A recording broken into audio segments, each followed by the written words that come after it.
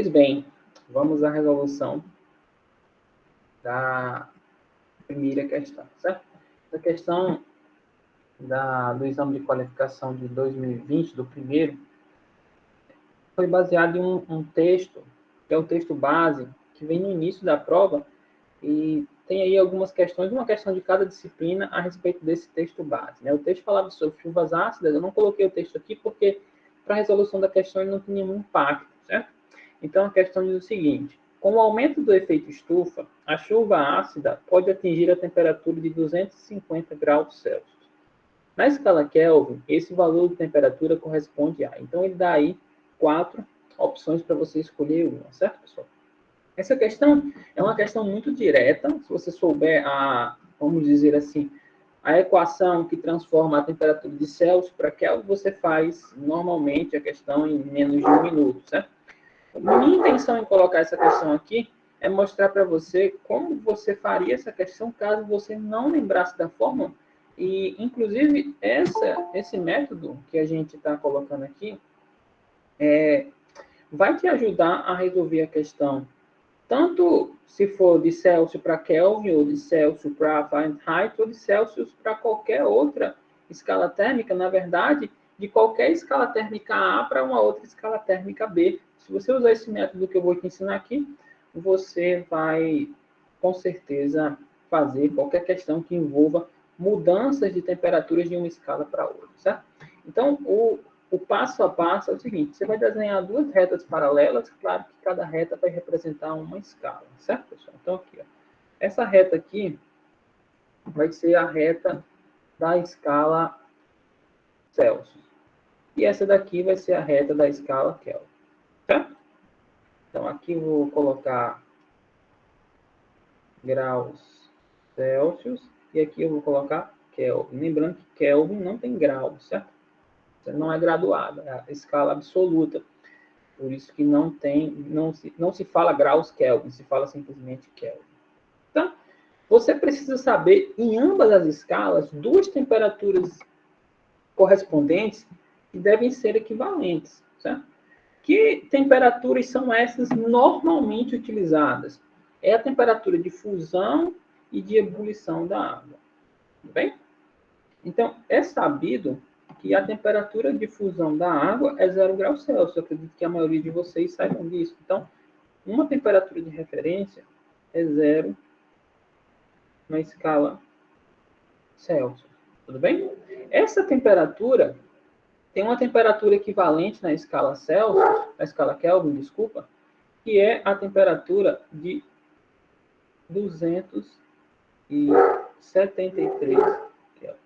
Então, você tem certeza, certo? Você tem que realmente saber disso, que essa temperatura aqui equivale a 273 na escala Kelvin. Se fosse na escala Fahrenheit, essa temperatura é outra. É outra. Eu não lembro agora decorado, mas é outra temperatura em que a água entra no estado de realiza fusão, certo? Então, você realmente precisava saber disso. Ou, geralmente, quando é na escala Fahrenheit, a questão diz. Ela não lhe dá a fórmula pronta, mas ela diz qual é a temperatura de fusão e de ebulição da água na escala Fahrenheit. Tá? Então, a gente sabe disso aqui. A gente também é preciso saber que a água ela evapora a 100 graus Celsius na escala Celsius, obviamente. Certo? Então, aqui, ó, eu posso colocar o 100.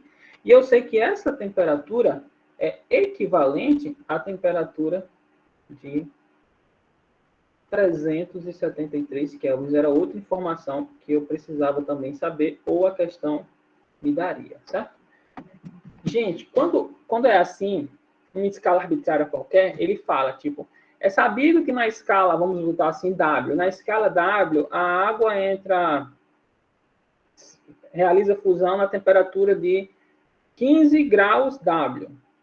E a água evapora na temperatura de, vamos botar aqui, 58 graus W. Sabendo disso, a temperatura de 30 graus Celsius é equivalente a que temperatura na escala W? Então, você teria que fazer esse mesmo procedimento que a gente está fazendo aqui, só que aí não seria a escala Kelvin aqui do lado direito seria a escala W, que seria essa escala arbitrária qualquer, certo?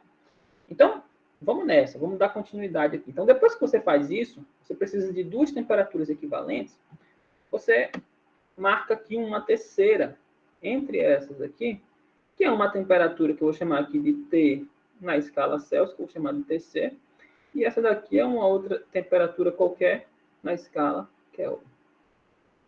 Perfeito?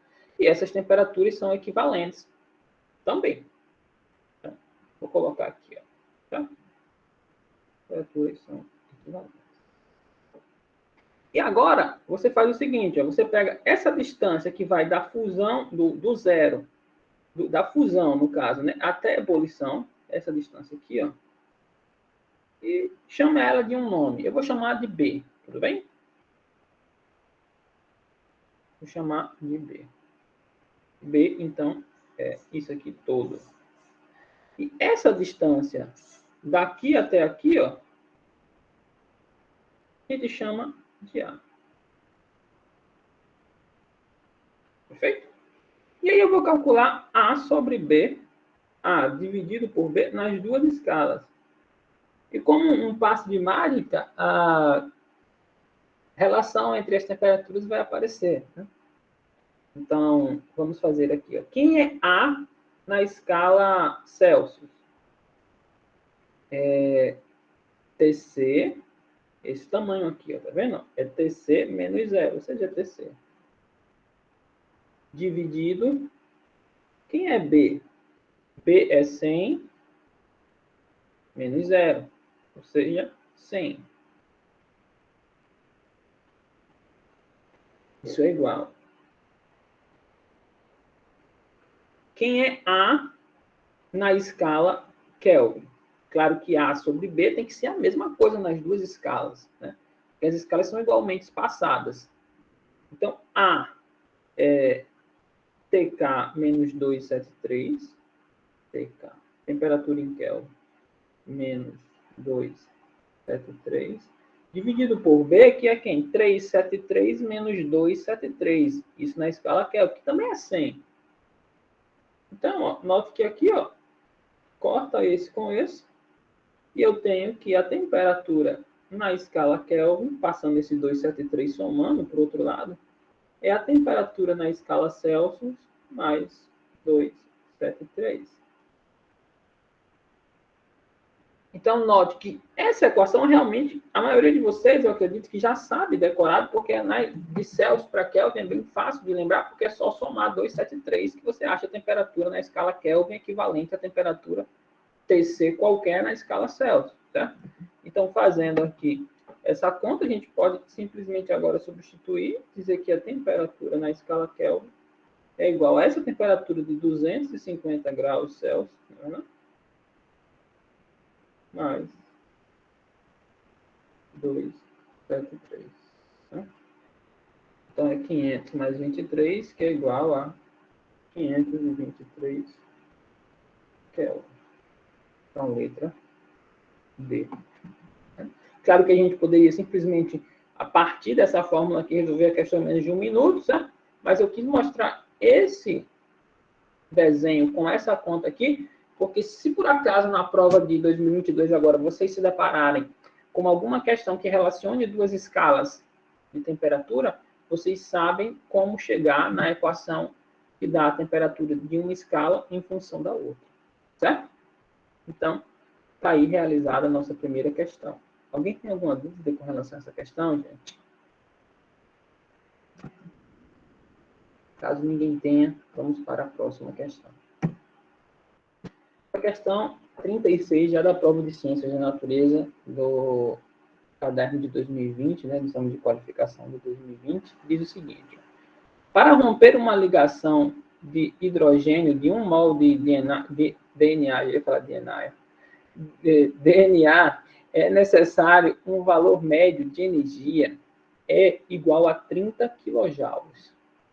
Desprezando as forças dissipativas, considerando G igual a 10 metros por segundo ao quadrado, esse valor de E é capaz de elevar um corpo de massa M igual a 120 kg a uma altura H o valor de H em metros corresponde a... Então, ele dá aqui essas 4 opções para a gente marcar a alternativa correta. Então, essa é uma questão que envolve os nossos conhecimentos aí de conservação de energia e da definição de energia, vamos dizer assim, somente da energia potencial gravitacional, certo? A energia que um corpo de massa m tem em uma situação em que ele está imerso em um campo gravitacional G e ele se encontra a uma certa altura H com relação ao nível de referência é mgh. Por exemplo, se a gente considerar aqui o solo, certo? E o solo.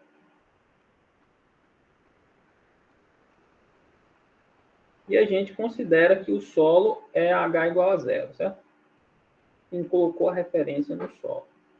Então, esse objeto que está aqui, ó, de massa M, né?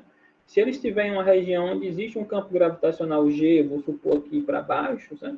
Como é o caso da Terra. Então, ele estando aqui nessa altura H, ele tem uma certa energia potencial gravitacional. Tá? E como é que a gente calcula essa energia potencial gravitacional? A energia potencial gravitacional desse corpo aqui, nessa situação, é o produto da massa vezes a aceleração da gravidade vezes a altura h. Essa é a energia potencial gravitacional desse corpo de massa m nesse campo gravitacional G. E aqui no caso da Terra é G igual a 10 metros por segundo. Se fosse em Júpiter, seria outro valor para G. Se fosse na Lua, seria outro valor. Mas, de qualquer forma, a equação que me diz a energia potencial gravitacional se mantém sempre inalterada, não depende do local onde está sendo medido, certo? Embora o valor em si dependa. E ele fala que essa energia para romper um mol de DNA é 30 kJ. Aí ele perguntou, se essa energia de 30 kJ fosse utilizada para levantar um corpo de massa m igual a 120 kg, qual é a altura h que ele estaria, supondo que esteja em um campo gravitacional g igual a 10 metros por segundo ao quadrado? Então, a intuição de vocês deve estar dizendo que vocês devem colocar 30 kJ no valor da energia, 120 kg no valor da massa, o G 10 metros por segundo ao quadrado e achar qual é a altura H que satisfaz essa equação. E é exatamente isso que a gente vai fazer. Porque é claro que essa energia potencial gravitacional que o corpo de 120 vai ter, com essa altura H, vai ser equivalente à energia que foi gasta para romper esse 1 mol de DNA. Então, vamos fazer essa conta aqui, certo? Aqui tem uma coisa, uma casquinha de banana, não diria casca de banana, mas às vezes na hora da prova, na hora que você está muito nervoso, você pode se confundir, certo? 30 quilojoules é 30 vezes 10 a terceira joules. Lembre que esse prefixo quilo aqui, ó, significa 10 a terceira.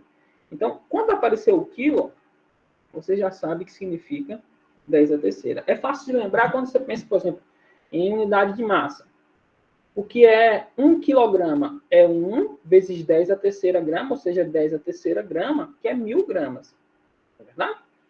Então, lembre-se que o prefixo quilo significa 10 a terceira, onde quer que ele apareça, sempre vai ser isso, certo? Então, a massa é 120 quilogramas, a energia é 30 quilojoules, certo? Então, aqui você pode, sem problema nenhum, utilizando vamos dizer assim, as unidades no sistema internacional, achar a resposta da sua questão no sistema internacional de unidades. Essa é uma dica que eu sempre dou para os meus alunos, e vou dar aqui para vocês agora, nem todos são meus alunos regulares, mas a dica é a mesma. Se você trabalhar com todas as unidades no sistema internacional de unidade, sua resposta vai sempre estar no sistema internacional de unidades. Muitas vezes o aluno não quer carregar as unidades por toda a questão. Não tem problema, desde que você tenha consciência dessa afirmação que eu estou lhe dizendo. Se você está trabalhando com todas as unidades no SI, no Sistema Internacional, a resposta vai dar no SI. Eu vou fazer essa questão aqui sem se preocupar com a unidade, vocês vão ver como vai dar a resposta correta. Ó, energia, 30 quilojoules. Mas no Sistema Internacional, a unidade não é quilojoule, é joule. Então, eu tenho que transformar isso para joule. Então, 30 quilojoules é 30 vezes 10 a terceira joule, que é 3 vezes 10 a quarta. Tá? Isso é energia. 30 vezes 10 a terceira é igual a 3 vezes 10 a quarta. A massa, 120 kg já é a unidade do Sistema Internacional de Massa, então está valendo. Vezes G igual a 10, beleza também. Vezes o H, que é o que eu quero descobrir, olha só, coisa interessante, certo? Então, ó, isolando esse H, eu tenho 3 vezes 10 a quarta dividido por... Aí aqui, ó, 120 vezes 10 é a mesma coisa que 12 vezes 10 vezes 10, ou seja, é 12 vezes 10 ao quadrado. Na verdade, 12 vezes 10 à terceira, desculpa.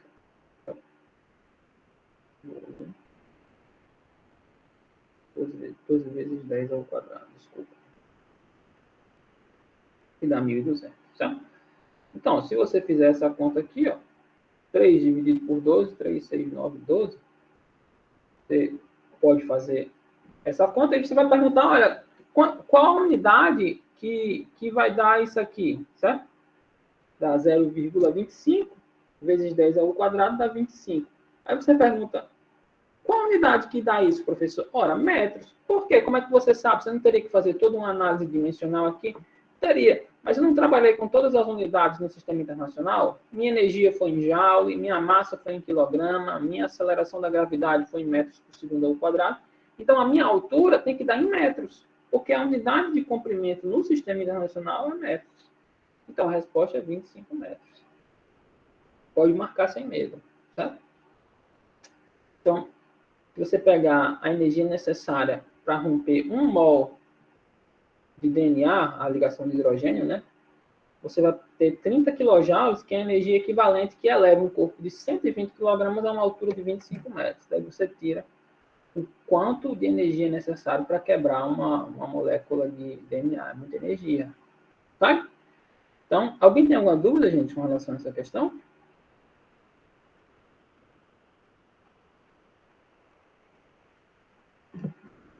Sendo assim, vamos para a próxima, tá? Próxima questão é uma questão bem interessante, também da prova de 2020, envolvendo os nossos conceitos de resistência e resistividade. Questão bem simples, mas que eu gosto de colocar aqui para a gente fazer essa discussão sobre essa diferença que às vezes confunde os alunos, que é o que é resistência e o que é resistividade. A questão diz o seguinte: em um experimento, 4 condutores, 1, 2, 3 e 4, constituídos por metais diferentes e com o mesmo comprimento e espessura, estão submetidos à tensão elétrica. O gráfico abaixo apresenta a variação da tensão U em cada resistor em função da corrente elétrica I. O condutor que apresenta maior resistividade elétrica é. Certo? Então, primeira coisa que a gente tem que fazer é o seguinte. Aqui me diz a tensão U em função de I. Certo? Quando a gente tem um gráfico de U em função de I, se esse gráfico for uma reta, a gente está tratando de um resistor ôhmico, que é um resistor que tem resistência constante. Um resistor ôhmico é o quê, professor? Um resistor cuja resistência não depende nem da tensão elétrica que é aplicada entre seus terminais, nem da corrente que atravessa esse resistor. Isso é o que é um resistor ôhmico. Muita gente vai dizer para vocês que a primeira lei de Ohm diz que U é igual a RI. Eu vou dizer que é mentira isso, porque U igual a RI é a definição de resistência. Isso não é uma lei da natureza. A resistência de um resistor é definida como sendo o quociente entre a tensão aplicada entre as pontas dele e a corrente que atravessa. Isso não é uma lei de natureza, é uma definição. Professor, e o que é a lei de Ohm? A primeira lei de Ohm é U igual a RI, onde R é constante. Aí muda de figura, porque eu estou dizendo que U é proporcional a I e existe uma constante de proporcionalidade que é a resistência do resistor, que é constante. Ela não varia. Agora, nem todo resistor é ôhmico. Nem todo resistor obedece à lei de Ohm. Tem resistores que não obedecem à lei de Ohm. Então, vocês aí que são alunos espertos e alunas espertas. Olhando para este gráfico, me digam, tem dois resistores aí que não são ômicos. Que resistores são esses? Alguém pode me dizer?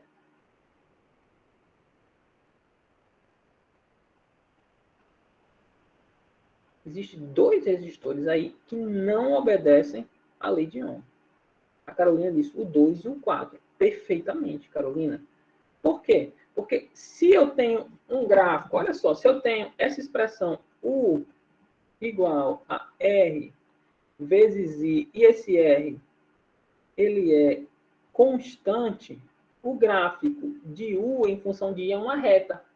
Porque a função f de x igual a ax é uma reta, é uma função linear, que passa pela origem. Então, esses dois aqui, ó, 2 e 4, não são resistores ômicos, porque o gráfico de U em função de I não é uma reta. Então, eles não são resistores ômicos. Então, os resistores 1 e 2, 1 e 3, desculpa, são ômicos, porque o gráfico de U em função de I é uma reta. E quando eu tenho um resistor ômico, o gráfico de U em função de I é uma reta, certo? Essa reta forma um ângulo θ com o eixo das abscissas. Por exemplo, esse é o θ1 e esse daqui, ó, é o θ3.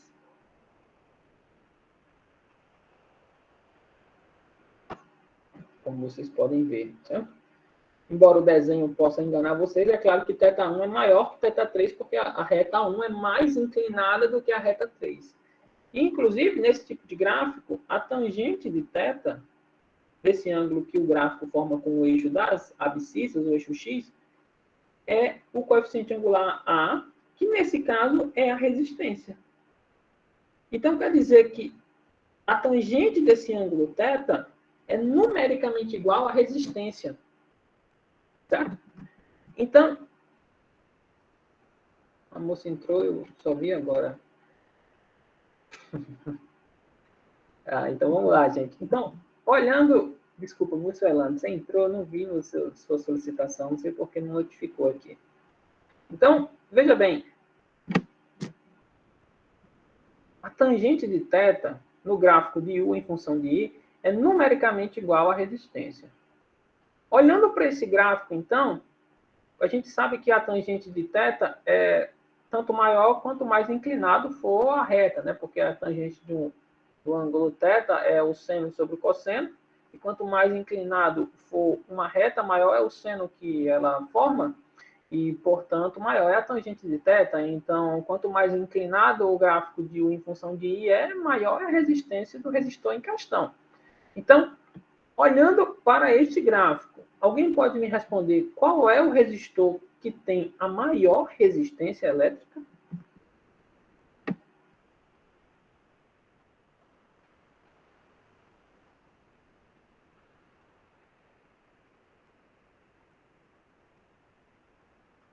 O 1.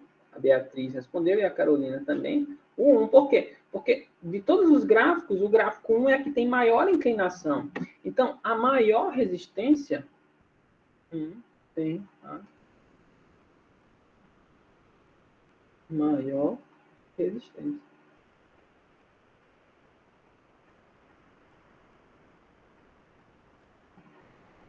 Perfeito.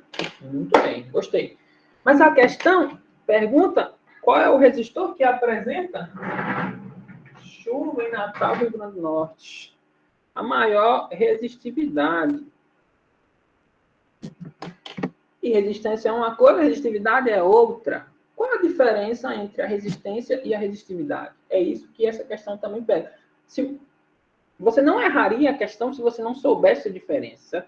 Mas, como eu sempre gosto de dizer para os meus alunos, quando eu estou fazendo uma questão, eu não estou treinando ele para fazer aquela questão, porque aquela questão já está feita. Não vai cair essa questão de novo no vestibular da UERJ. Né? Mas pode cair uma questão que aborde os mesmos temas dessa questão, e é para isso que eu estou treinando os meus alunos, para resolverem as questões que não estão resolvidas. Todas as questões que vocês vão pegar lá na prova de vocês são inéditas. Né? Então, não adianta você decorar como fazer questões, na verdade, o que importa é você entender como cada questão é resolvida, no sentido de quando você pegar uma questão inédita, você pegar, aquela questão que eu fiz é parecida e tem um modo de pensar semelhante. Então, quando você sabe aquele modo de pensar, você acaba fazendo uma questão que é parecida com alguma que você fez, mas não é a mesma questão. Então, para essa questão, se você não soubesse a diferença entre resistência e resistividade, você marcaria ainda assim a alternativa correta. Mas se fosse uma outra questão que exigisse que você soubesse a diferença entre essas duas coisas, você erraria. Por quê? Porque eu posso ter vários resistores que tenham a mesma resistividade, mas apresentam resistências diferentes. Por quê, professor? Porque a resistência de um resistor é uma propriedade macroscópica. Depende, entre outros fatores, do material que ele é feito. Mas eu posso ter, por exemplo, 4 resistores de cobre e cada um tem uma resistência diferente. Mas se eu tiver 4 resistores de cobre, todos 3 vão ter a mesma resistividade. Então, uma coisa que vocês já devem ter percebido é que a resistividade depende do material com que o resistor é feito. E a resistência, professor, depende de vários fatores. Depende da resistividade, ou seja, depende do material, depende do comprimento do fio que é formado o resistor e depende da seção diária do resistor. Vou desenhar aqui para vocês. Por exemplo, imagina esse resistor aqui, ó. Esse fio aqui tem uma certa resistência. Qual é a resistência desse fio? É igual a resistividade, ou seja, depende do material, vezes o comprimento desse fio. Quanto mais longo for o fio, maior é a resistência dele. E depende da seção transversal diária. Oh, mamma mia. Depende da... Deixa eu desenhar esse F. Dessa seção transversal diária aqui, ó.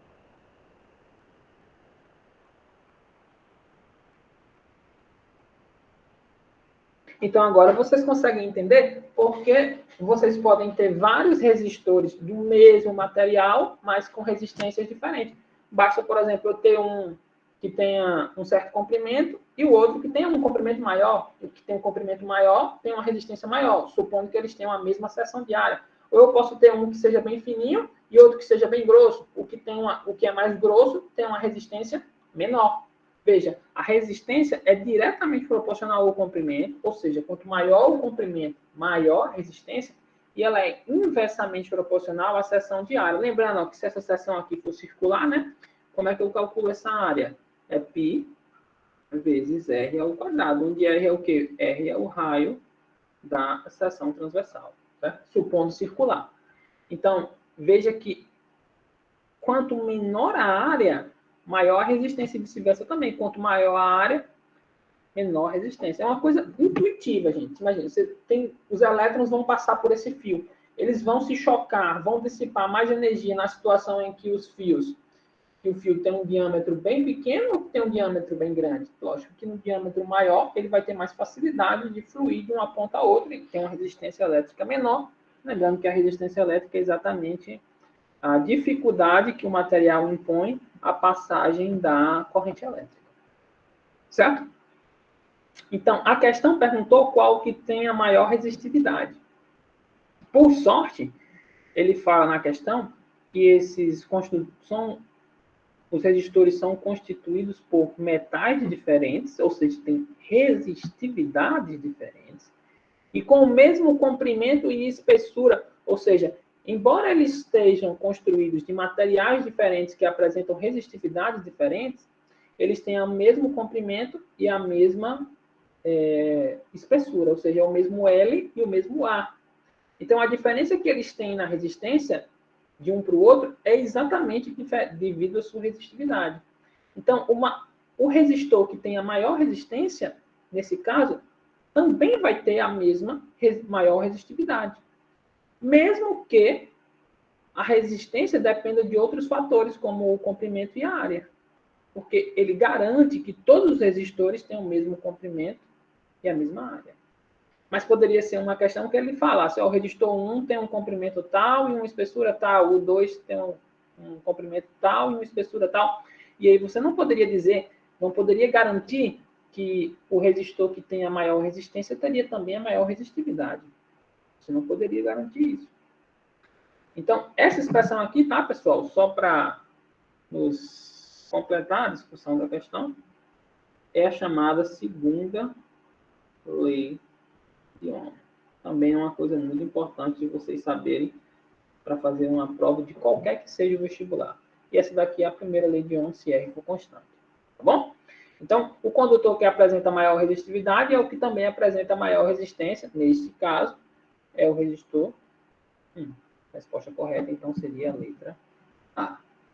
Tudo bem? Alguém tem alguma dúvida com relação a isso? Com relação à resistência e à resistividade? Isso é uma coisa muito importante. Certo, pessoal?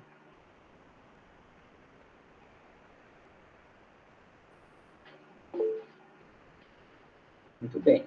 Muito bem. Então, vamos para a próxima questão. Vou tirar o print aqui da nossa aula, postar no Instagram. Muito bem. Já está salvo aqui. Mandado pelo grupo. Vamos para a próxima questão, gente. Seguinte, essa questão 46 envolve outro já conteúdo, certo? A questão diz o seguinte. Observe no gráfico a variação em newtons da intensidade da força F aplicada pelos motores de um veículo em seus primeiros 9 segundos de deslocamento. Aí está aí o gráfico, certo? Nesse contexto, a intensidade do impulso da força em newtons vezes segundo equivale a, certo? Gente, o impulso de uma força, se essa força for constante, o impulso de uma força F, se essa força for constante, é o produto da força, do módulo da força, vezes o intervalo de tempo que ela fica atuando. Tá? Então, a intensidade do impulso de uma força é o módulo dessa força vezes o tempo que ela passa sendo aplicada. Agora, tem um detalhe. Essa equação só serve se F for constante.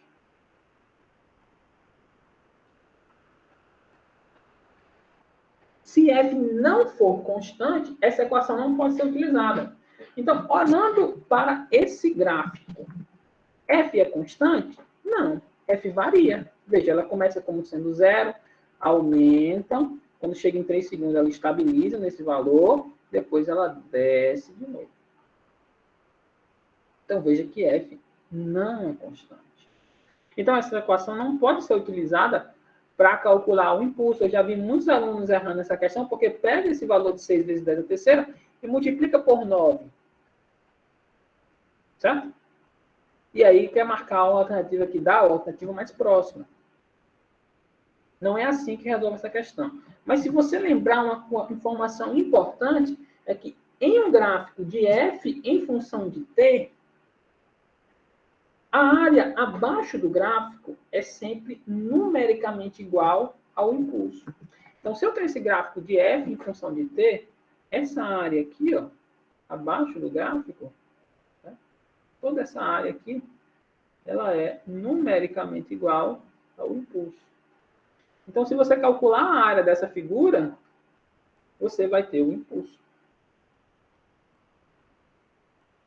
Então, aqui você pode calcular essa área do jeito que você quiser. Tem gente que já calcula com a área do trapézio diretamente. Tem gente que não tem segurança de fazer isso, faz a aula do triângulo, mais a área do retângulo, mais a área do outro triângulo. Dá certo também, professor? Dá. Você vai fazer do jeito que você se sentir mais confiante. O importante é você não errar na hora de estar fazendo essa conta, tudo bem? Eu vou fazer como o aluno que sabe calcular a área do trapézio. Então, a área desse trapézio, como é que a gente calcula a área de um trapézio? Lembrando que o impulso ele é numericamente igual à área. Vamos calcular essa área aqui. Ó. A área de um trapézio é a base maior, vamos considerar a base maior como sendo daqui para aqui, ou seja, 9, mais a base menor, ó, a base menor eu vou considerar daqui para aqui, ou seja, de 3 para 6 dá 3. Vezes a altura do trapézio é essa daqui, ó, 6 vezes 10 a terceira, dividido por 2.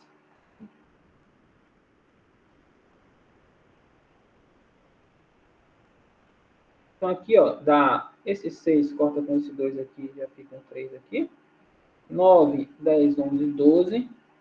12 vezes 3 dá 36, na verdade? Então, isso aqui dá 36 vezes 10 a terceira, que pode ser escrita em notação científica como sendo 3,6 vezes 10 a quarta. O impulso, então, é numericamente isso, a intensidade do impulso, né? Então, é 3,6 vezes 10 a quarta Newton vezes segundo. A resposta correta é a letra C. Perfeito? Então, uma questão bem simples. Aí, as questões da UERJ, gente, de um modo muito geral, elas são questões que são conteudistas, eu não vou mentir para vocês, é aquela questão em que, se você souber a equação, se você souber o conceito físico por trás daquela questão, você vai fazer, né? Mas, por outro lado, ela também é bem simples, são questões muito simples.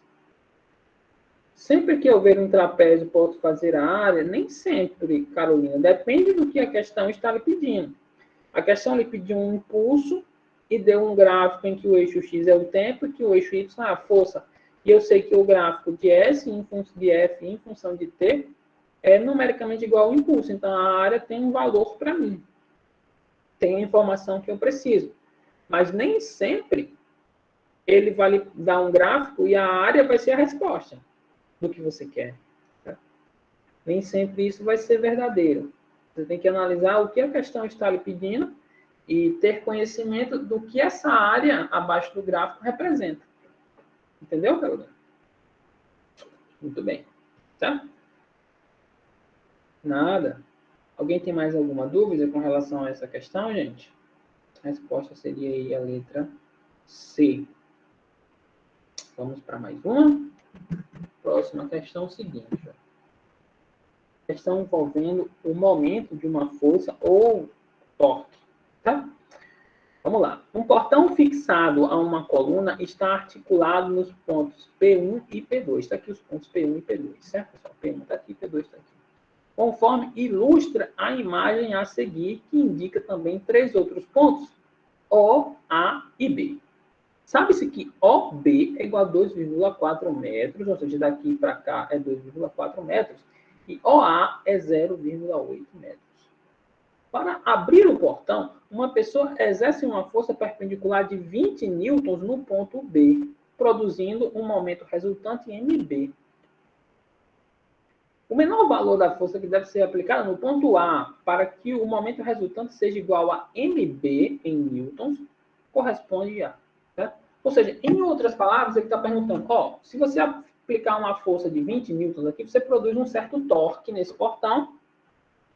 Que força você teria que aplicar no ponto A para produzir o mesmo torque? É isso que ele está perguntando, de uma maneira, claro, escrita em outras palavras. Mas, no fim das contas, é isso que ele está perguntando. Bem? Então, você precisa saber como calcula o torque de uma força. O torque de uma força é o seguinte. Primeiro, você vai se perguntar sobre que eixo o sistema vai girar. Sempre que a gente está falando de torque, a gente está falando de giro. Certo? Produzir torque numa porta é fazer uma porta girar. E a porta gira em torno de um eixo. Por exemplo, eu estou aqui sentado na cadeira. Esse eixo aqui que passa por dentro de mim, eu posso girar em torno dele. Eu estou girando em torno desse eixo que passa por dentro de mim. Assim, está saindo aqui. Está vendo? Vocês estão vendo o eixo? Perfeito. Sabe? Então, a porta gira, com uma porta ali atrás de mim, vocês não estão vendo, sabe? Gira em torno do eixo que passa pelas dobradiças. Essa porta aqui vai girar em torno desse eixo aqui que eu vou desenhar. Pronto, tá aqui, o eixo daqui. Beleza? E aí você vai aplicar a força em algum ponto. Primeiro você vai aplicar nesse ponto aqui, no ponto B.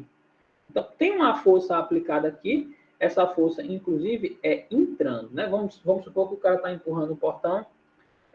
Para abrir, tem que empurrar. Ou puxar, tanto faz, isso não vai fazer a menor diferença na questão. Certo? Eu vou colocar aqui, então, o cara aplicando uma força entrando. Seria mais ou menos assim, certo? Desenhando a força, ela entrando aqui. Show de bola? Então, Para a gente calcular o momento dessa força B, a intensidade dele, só o vetor, a gente não calcula no ensino médio, certo? A gente pega o valor da distância do eixo de rotação até o ponto B, que é essa distância aqui, ó. Vamos dar um nome para ela? Eu vou chamar de DOB, certo? Então, você pega a distância DOB, distância de O até B, vezes a força que é aplicada no ponto B, eu vou chamar de FB, certo? Vezes o seno do ângulo que a distância forma com a força FB. Olha, o ângulo que essa distância aqui, que essa linha forma com a força FB é 90, né? Porque a distância está no plano do portão e a força é aplicada assim. Então, esse ângulo aqui, ó, como vocês podem ver, é 90 graus. E o seno de 90 graus é igual a 1, certo? Então, isso aqui fica, no fim das contas, MB igual a... Distância de O até B é dado na questão. É quanto, pessoal? É 2,4 metros. Vou botar 2,4 metros. A força que ele aplica é de 20 newtons, vezes 20, vezes o seno de 90 graus. O seno de 90 graus é sempre igual a 1, certo, pessoal? Então, ó, esse torque MB tem uma intensidade do quê? 2,4 vezes 10 dá 24, vezes 2 dá 48, na verdade? Então, dá 48 newtons vezes metro. Esse é o torque, a intensidade do torque produzido no ponto B quando o cara aplica uma força de 20 newtons, claro. Agora, o cara quer produzir esse mesmo torque aplicando uma força FA. Porque para abrir a porta, se ele precisou realizar um torque de 48 newtons vezes metro para abrir a porta no ponto B, se ele quiser abrir a porta no ponto A, ele tem que aplicar uma força tal qual o torque seja o mesmo. Tem que ter o mesmo torque. Então, eu sei que o torque produzido por A, inclusive, você nem precisava saber disso, porque a questão, ela diz para você, ó, o menor valor da força que deve ser aplicada no ponto A para que o momento resultante seja igual a MB. Ele já diz para você. A questão poderia ser um pouco mais cruel com você e dizer o menor valor da força que deve ser aplicada no ponto A para que o portão seja aberto em newtons correspondente a. Pá. Aí você teria que, além de calcular o torque, saber que para o portão abrir em A, você tem que produzir o mesmo torque que você produziu em B. Mas aqui ele foi mais suave com você e já disse que esse torque teria que ser o mesmo. Então, ó, qual é o torque da força A?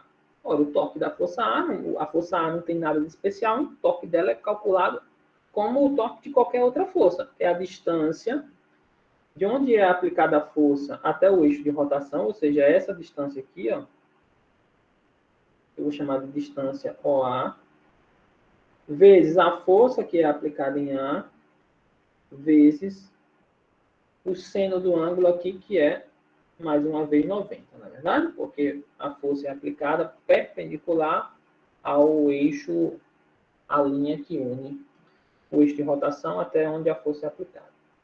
Então, veja bem, eu sei que isso daqui, certo? Lembrando que aqui é 1 novamente, ou seja, eu sei que a distância de O até A vezes a força aplicada em A tem que ser o torque produzido por A, que ele diz que é igual ao torque produzido por B, então tem que ser igual a 48 newtons vezes metro.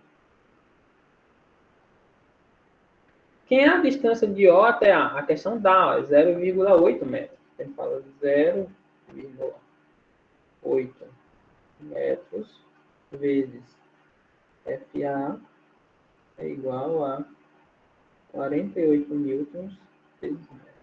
Ó, esse metro aqui corta com esse metro, a resposta vai dar em newton, como é de se esperar.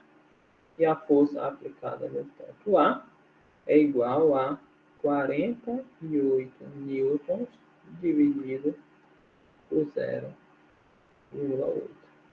Se você fizer essa conta aí, 48 dividido por 0,8 dá 60, certo? Então, isso aqui dá 60 newton. Resposta correta, letra D. Pessoal, isso é uma coisa óbvia que você consegue perceber experimentalmente. Eu sempre digo isso para os alunos, certo?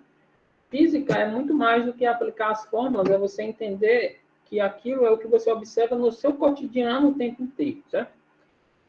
Qualquer questão que a gente faça aqui, por mais abstrata que possa parecer, existe uma situação em que ela está no seu cotidiano o mesmo, como posso dizer assim, conceito físico. Essa daqui é uma que mais está no nosso cotidiano. Gente, às vezes, vocês já perceberam que para abrir uma porta é muito mais fácil abrir perto das extremidades do que perto das dobradiças? Quando você vai abrir uma porta e aplica uma força no meio dela, você tem que fazer uma força muito maior do que a força que você faz se você aplicar na maçaneta. Por que isso? Se é a mesma porta, a mesma massa, por que o lugar onde eu aplico a força é importante? Porque para a porta abrir, tem que ter um torque resultante sobre ela, um momento resultante sobre ela. E o momento tem uma intensidade maior quando o braço de alavanca é maior. O que é o braço de alavanca, professor? É a distância do eixo de rotação até o local onde a força é aplicada. Então, quando você sabe que a porta gira em torno das dobradiças, do eixo que passa pelas dobradiças. Então, quando você aplica uma força na maçaneta, você está fazendo a distância das dobradiças até onde você aplica a força ser grande. Quando você aplica a força no meio da porta, a distância da dobradiça até o ponto em que você aplica a força, ou seja, o braço da alavanca, é pequeno. Então, para produzir o mesmo torque que você produzia lá na extremidade, você tem que aumentar a força. É por isso que quando as pessoas vão trocar o pneu de um carro, muitas, né, colocam lá a chave de fenda no pneu e não conseguem folgar a roda do pneu. Aí o que eles fazem? Eles pegam um pedaço de cano e colocam na chave de fenda e puxa para baixo na extremidade do cano. O que eles estão fazendo quando fazem isso? Para o parafuso abrir, ele tem que girar, tem que ter um torque sobre ele. Vocês têm que produzir bastante torque. O atrito também produz o torque. É claro que se não tivesse atrito, qualquer força abriria o parafuso. Mas não é o caso. O parafuso é bem apertado, até por uma medida de segurança. Então, você tem que produzir um torque grande. Só que quando você aplica a força aqui, para produzir um torque grande, você tem que ter uma força grande. Mas se você pegar aqui, ó, uma força bem menor, já pode produzir esse torque suficiente. Então, por isso que as pessoas alongam o braço de alavanca para realizar uma força menor e aí fazer um menor esforço. É o princípio físico das alavancas. O princípio físico das alavancas, lá do Arquimedes, né? E tem aquela frase, me dê uma alavanca e eu ergo o mundo, né? De certa forma, a frase dele tem mérito, porque se você tiver de um lado da alavanca um apoio e do outro lado tiver uma distância muito grande, você consegue rodar, né? O que eu estou falando é isso aqui, ó. Digamos aqui. Você tem aqui um apoio aqui, ó. E você tem isso. Então, se essa distância daqui for bem maior do que essa outra distância aqui, você consegue levantar um peso enorme aqui, fazendo uma força bem pequenininha aqui. Nesse mesmo conceito de torque. Então, um conceito que a gente utilizou para resolver essa questão pode ser utilizado para resolver várias outras. Certo, gente? Alguém tem alguma dúvida com relação a essa questão ou a qualquer outra questão que a gente tenha discutido na aula de hoje? Eu vou tentar marcar outras aulas gratuitas até a realização da prova da UERJ. Acredito que no dia 29, eu vou estar realizando um workshop gratuito de imersão para a prova da UERJ, onde a gente vai estar falando aí sobre dicas, além de resolver questões, vai falar sobre dicas para fazer a prova, os assuntos que mais caem na prova. Eu fiz uma análise de estatística o que mais cai na prova, e vou passar para vocês o que vocês devem priorizar na hora do estudo, também nesse workshop. Mais informações de workshop eu vou colocar no meu perfil, acredito que todo mundo já me segue aqui, mas caso alguém não me siga, eu vou colocar a arroba do Instagram para vocês irem lá, tá? E a gente vai fazer esse workshop, vai ter uma página de inscrição, tal, vai ser bem legal. E eu conto com a presença de todos vocês, o workshop vai ser gratuito também, certo? Deixa eu ver a dúvida aqui da minha amiga Carolina. Por que o ângulo é 90 graus mesmo, certo? Imagina aqui, vou pedir ajuda a esse meu livro. Aqui é a porta, tá? Aqui é a dobradiça, Carolina, tá? E você, quando vai aplicar a força, você empurra assim ó, a porta, tá vendo? O ângulo entre essa distância e a força é 90 graus. Você consegue ver isso?